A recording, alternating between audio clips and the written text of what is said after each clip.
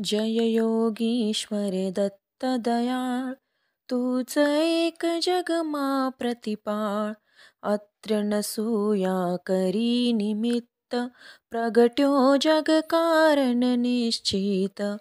ब्रह्मा हरिहरनो अवतार, शरणागतनो तारनहार. अंतरयामी सतचित सुख, बहार सद्गुरु द्विभुज सुमुख.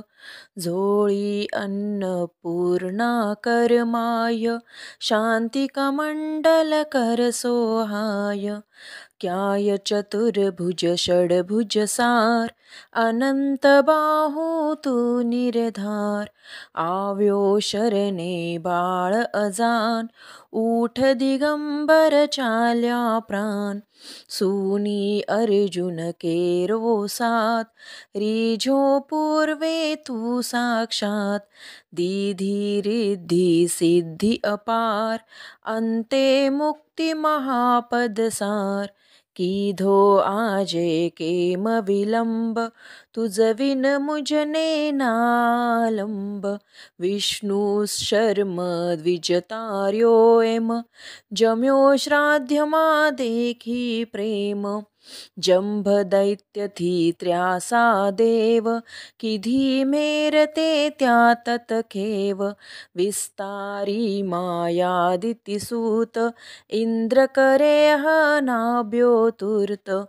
एवी लीला कै कै सर्व, किधी वर्णवे कोते शर्व.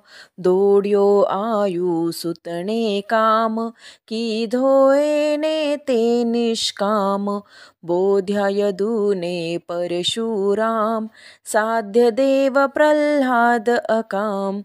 एवी तारी कृपा अगाध, केम सुने ना मारो साध.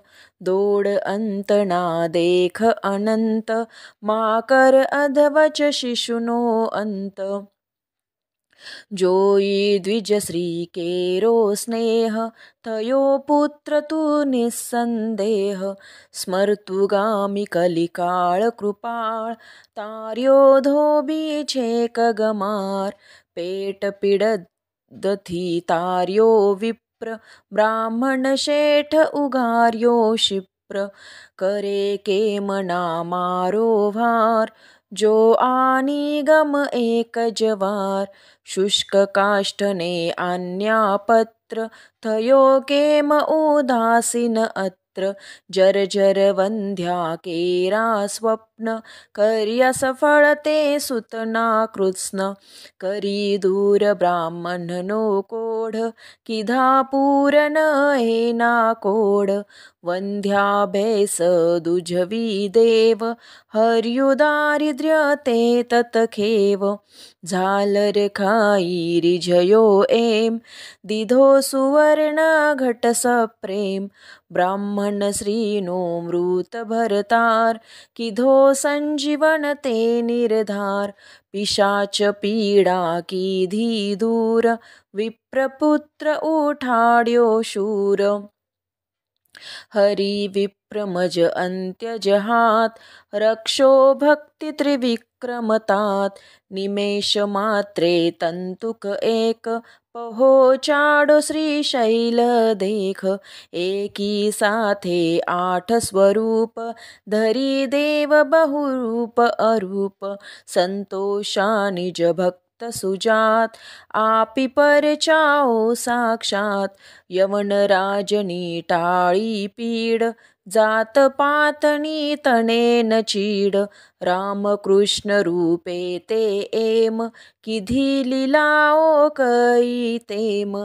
तार्या पत्थर गणिका व्याध, पशुपंखी पण तुझने साध.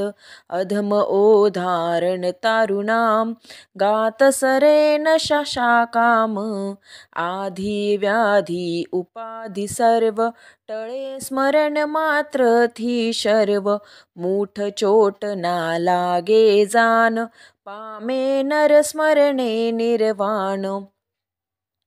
डाकण शाकण भेंसासूर भूतपिशाचो जंद असुर नासे मोठी दईने तुर्त दत्त धून सांभाळता मूर्त करी धूप गाये जे एम दत्त बावनी आस प्रेम सुधरे तेना बन्ने लोक रहेन तेने क्यांके शोक दासी सिद्धि तेनी थाय दुःख दारिद्र्य तेना जाय बावन गुरुवारे नितनेम करे पाठ बावन सप्रेम यथावकाशे नित्यनियम तेने कधी ना दंडेयम अनेक रूपे एज अभंग भजता नडेन माया रंग